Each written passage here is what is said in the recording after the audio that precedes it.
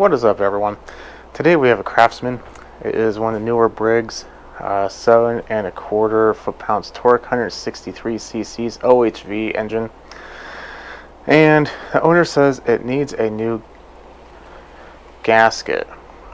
Not 100% sure what that means, but we'll find out, I suppose. Couple things I've noticed. I did try to start it and just puffs out smoke, oil, and there appears to be oil dripping down from the air filter. So I don't know if it's just overfilled with oil or what.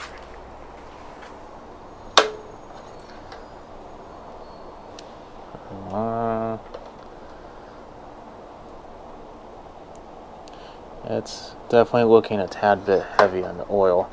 Does it smell like gas? No, it smells like oil. That's good. So it could be as easy as it just needs oil changed. I don't know. More likely than not, probably just foobarred that filter.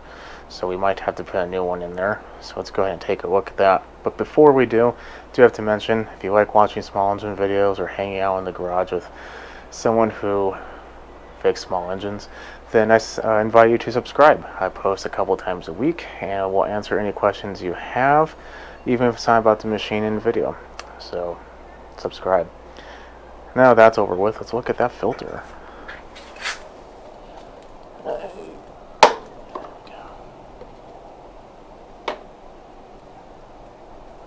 Well, it doesn't look horrible until you get there. Oh yeah, that just... Look at that oil. Can you see that? Like, all of that's oil. That's crazy. I was not expecting that at all. It is basically winter time, so I don't really have any mosquitoes to smoke out of my garage. So I face this towards the open garage door. It's a little windy outside, so hopefully it will bless my neighbors with a beautiful smell of engine oil. Let's see what happens.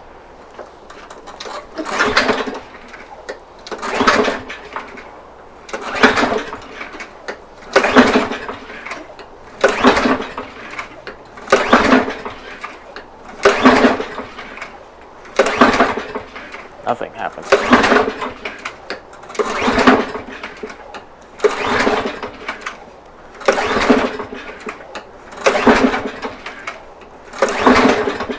We're getting somewhere.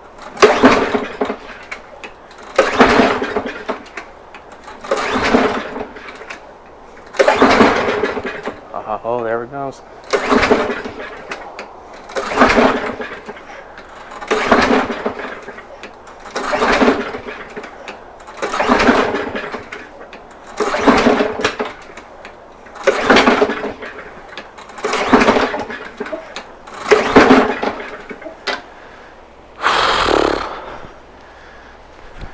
Well, it's doing a whole lot more yesterday.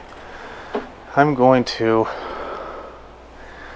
give it even 10 more pulls, and nothing happens, and we will go ahead and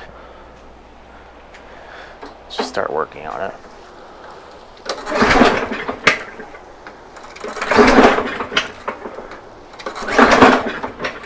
Seems like it's popping through the carb.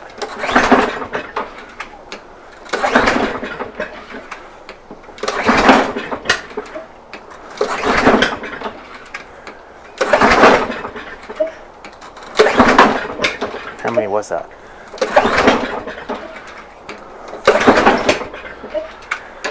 Yeah, we're not gonna get anywhere. I was hoping to get it warmed up a little bit. Whew, out of breath, so I could change the oil. I'm going to empty the oil out anyway, and then we'll look at that plug. And that's why I wanted to warm it up. It's pretty much flowing out there like molasses. I'm going to let it sit there for a little bit. Like I said, it doesn't smell horrible. So it doesn't smell, well, it smells like horrible oil, but it doesn't smell like gas.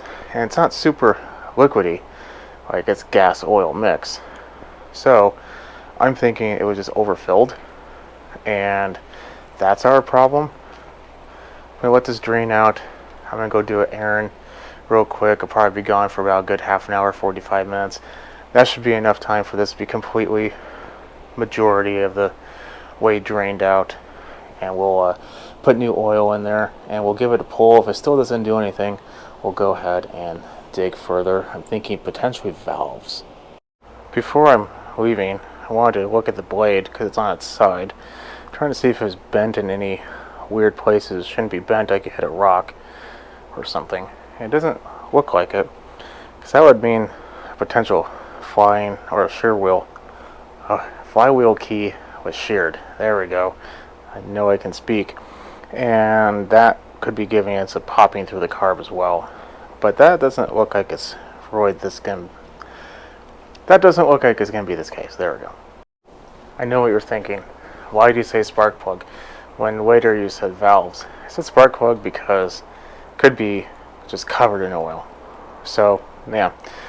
Valves because it's popping through the carb. Potentially could be a problem. There is now used motor oil in there. I don't know the condition of this engine, and that oil that came out of there was pretty much gear oil. So I want to let it run, mix, change that, put some good stuff in so I can get as much of that old stuff out as possible before wasting money on good new oil. We'll give it a couple pulls, see what happens. That's getting something better.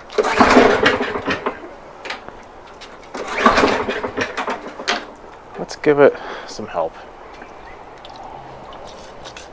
This doesn't have a primer, so that shouldn't really matter too much. But just in case, a little help never didn't help anyone.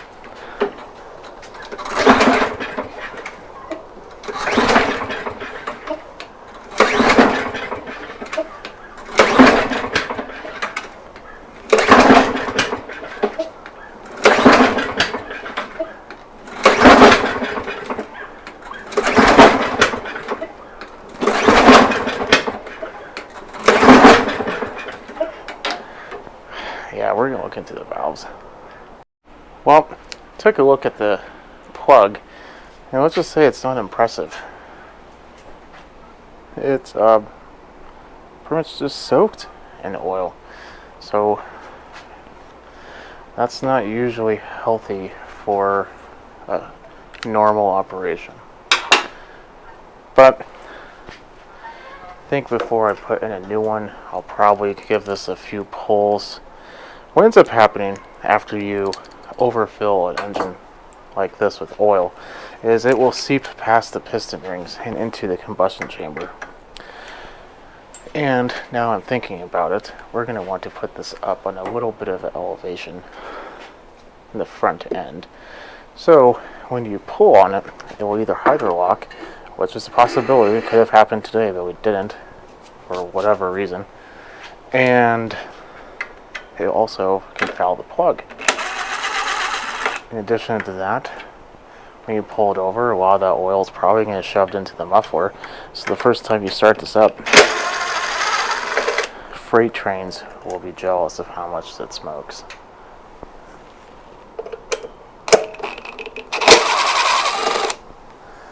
So we have that to look forward to.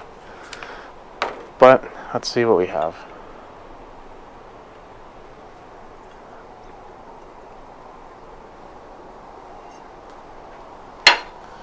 More of that amazing oil, which was to be expected.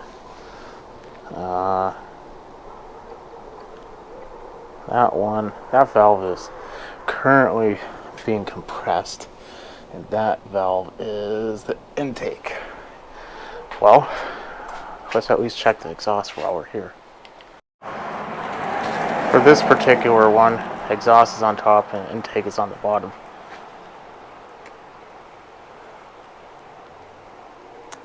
Seems a little loose.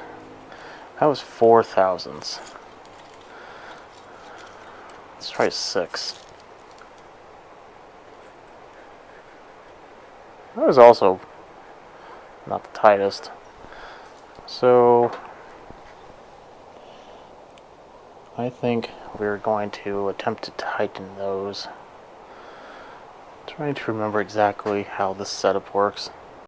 Unfortunately, I don't have an Allen key that is the right size and for the center. So that's a bumper. We're just going to try to wing it. Just tighten it up a little bit and see if that helps.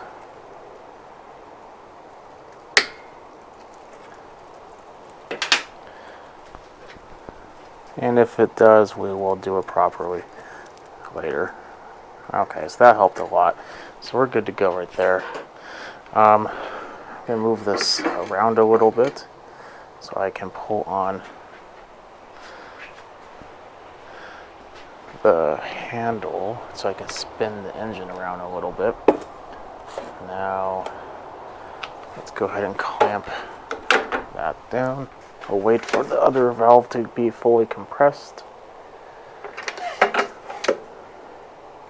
There we go. And, well, it doesn't really feel tight. Tight is what I was kind of expecting to find here. 6 is too big. I didn't really look up the specs. I'm assuming it's either 4,000s to 6,000s on the exhaust. The intake is almost always 4, so we'll go with 4.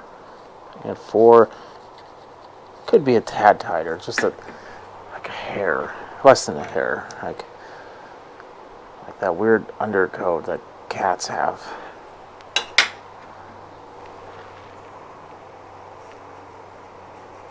There we go.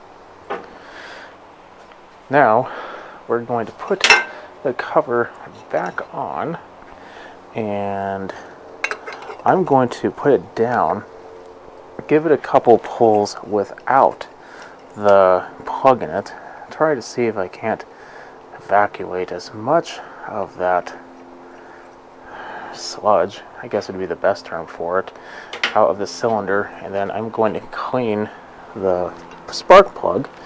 Maybe put a new one in, I'm not sure yet, but probably just clean it. And then if it works, we'll go ahead and put a new plug in there. But I'm going to go ahead and get that taken care of, and we'll be right back. See what happens.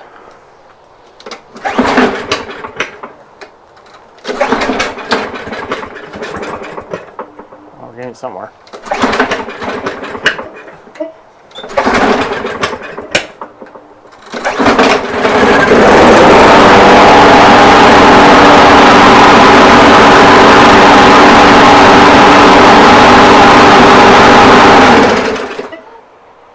Well, it kind of works.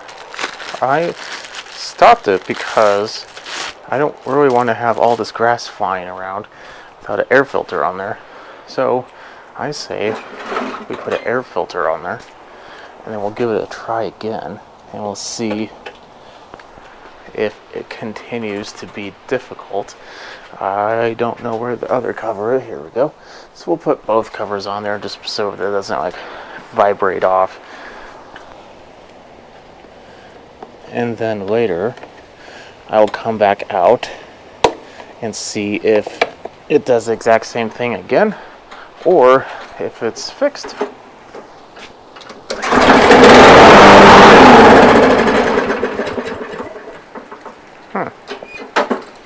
That was weird. Okay, let's try it again. Now it kind of seems like it has a fuel problem. It's very odd.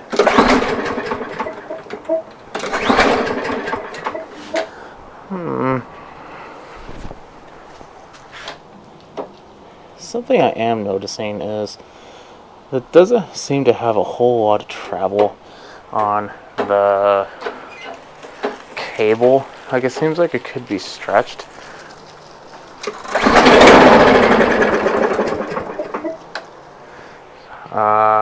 Which could be a problem, that is for sure. It tipped over on its side. Something that might be little unknown is these you can kind of twist the end on. See how the end goes into that little bracket? It's kind of held into place. You can either remove it or you can twist it while it's on the machine. I'm going to twist it while it's on the machine because I tried to remove it. There's a lot of dirt and crap in there. I don't really want to break the little prongs. If I need to, I'll remove it. But for the time being, I'm just going to twist the other side. It's like a little screw. And it will, if you twist it, it'll actually kind of increase the sheath length and kind of go back to a bit more of a standard non-stretched internal wire length. That's the thought. Hopefully we'll always see what happens. Hopefully you can see, but you see how the base has a little bit of a clean ring around the bottom of it? That's how much it was able to be screwed out. Now that's done, let's put it back on its side. Not on its side, on its wheels. Give it a pull. It might be hard to start to begin with because it was on its side. See what happens. There's definitely more travel.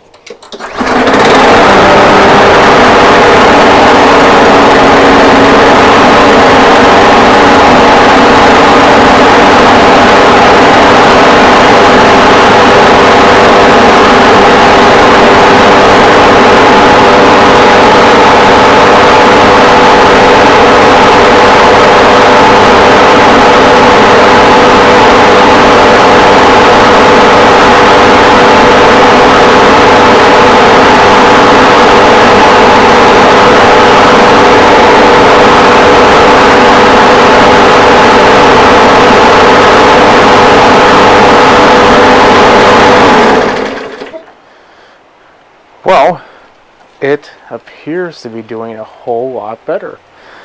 I think that was the problem. Here's what I think. I think it started with the oil. And every now and then it was able to make the connection to the plug. And it was kind of run in the beginning. But then as soon as it started running, for whatever reason, it did something with the cable. And yeah, it caused it to always be grounded, which is why it was kind of working, but not really. But looks like we're good to go. I'm going to let this run outside for about 5 to 10 minutes, let it all burn off, and then let it cool, let it run for another 5 minutes, change the oil, and then I'm going to let it sit in the semi-warm garage. I'm going to check it in the morning, see if it starts without smoke. First, going to check to make sure it's not leaking oil from the oil filter, or from the air filter, or to throw it to the carb. And if it does, if it's not, and it's dry and clean, and that should be about it. So I think this is a two-parter issue of overfilled with nasty oil and a stretched cable, causing it to have intermittent running or even no running problems. Well, I hope you like what you see. Keep watching, subscribe, follow me on Instagram at SmallEngine101. I'll catch you in the next video. If you have any questions, definitely leave a comment below, and have a good rest of your evening.